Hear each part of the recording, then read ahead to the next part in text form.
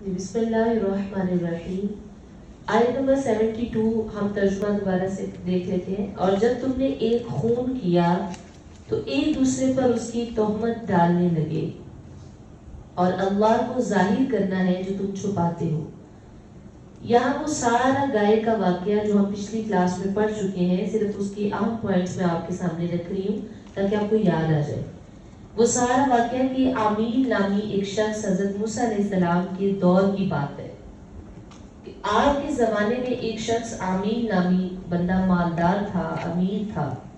اپنی چچا کے بیٹے نے قتل کر دیا اور دوسرے محلے میں ڈال کر کہنے لگا کہ مجھے دعوے دار بن گیا اور کہا کہ مجھے اس کا بدلہ لینا ہے. اس کا ارادہ یہ تھا کہ قصاص بھی لے لوں گا اور جائیداد بھی لے لوں گا.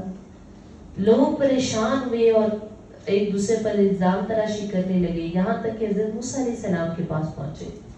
حضرت موسیٰ علیہ السلام نے ان کو یہ کہا کہ آپ اگر یہ چاہتے ہو کہ اس قاتل کا پتہ چل جائے، یہ جو مقتول ہے اس کا قاتل کون ہے، تو ایک گائے ذبح کرو اور اس کی خوبیاں بتائیں.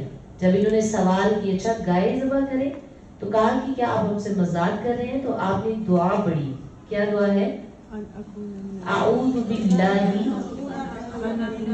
جاہلیت سے بچنے کی دعا. اعوذ باللہ ان اکون من الجاہلین. آپ نے فرمایا کہ اللہ کا نبی کبھی مذاق نہیں کرتا اور زیادہ مذاق کرنے والا جاہلوں میں شامل ہوتا ہے. یہ آپ کی دعا سے معلوم ہوتا ہے.